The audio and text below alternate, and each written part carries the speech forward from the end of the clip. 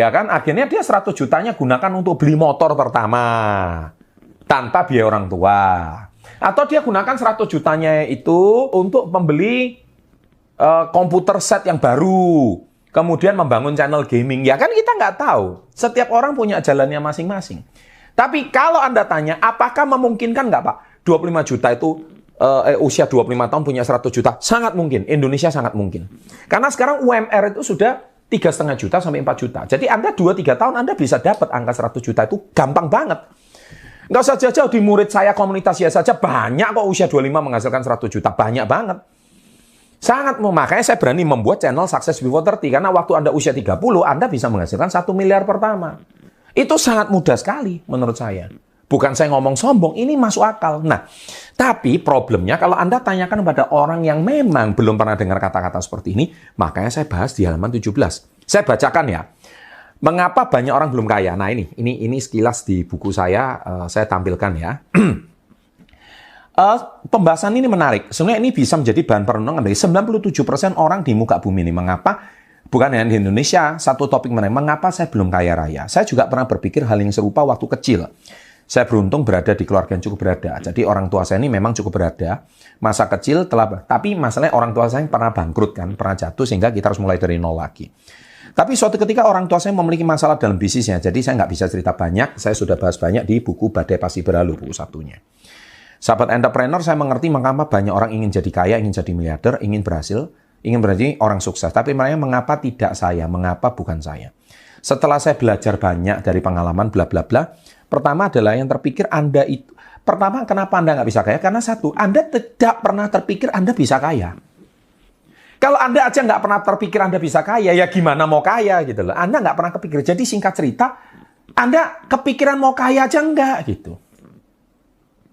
Nah, itu mindset pertama. That's why makanya banyak orang belum kaya. Dia ngomong, yang penting hidup cukup, hidup mengalir. Karena setiap orang itu kan dibesarkan oleh lingkungannya. Kalau yang mendidik lingkungannya seperti itu, entah itu lingkungan bisa jadi guru, panutannya, orang tuanya, atau siapa yang mendoktrin dia seperti itu, maka dia akan menjadi produk dari lingkungannya.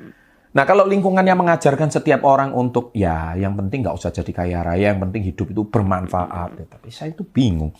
Gimana mau bermanfaat kalau Anda itu nggak punya uang gitu loh. Karena setahu saya orang yang menghasilkan manfaat itu harus ada dana ya, menurut saya ya. Contohnya aja kalau kamu bangun tempat ibadah itu juga perlu duit gitu loh. Kamu mau memberi makan fakir miskin itu juga perlu duit. Gitu. Kamu mau bangun panti asuhan itu juga perlu duit gitu. Kamu mau zakat itu juga perlu duit gitu. Jadi kamu mau memberikan manfaat itu seperti apa? Kamu mau ceramah aja ngumpulin ribuan orang, yang ngasih makan ribuan orang itu siapa? Itu juga pasti ada donatur yang perlu menghasilkan uang. Jadi menurut saya, uang memang bukan segala-galanya, tapi segala-galanya butuh uang, Mas. Ya, jadi Anda catat itu. Makanya oleh sebab itu, tolong please deh, kalau Anda kepikir kaya aja belum, berarti ada yang something wrong dengan mindset Anda. Makanya justru kalau bisa, kata-katanya saya harus kaya gitu loh. Supaya saya bisa memberikan manfaat bagi orang banyak. Nah, mindsetnya itu tolong ditanamkan.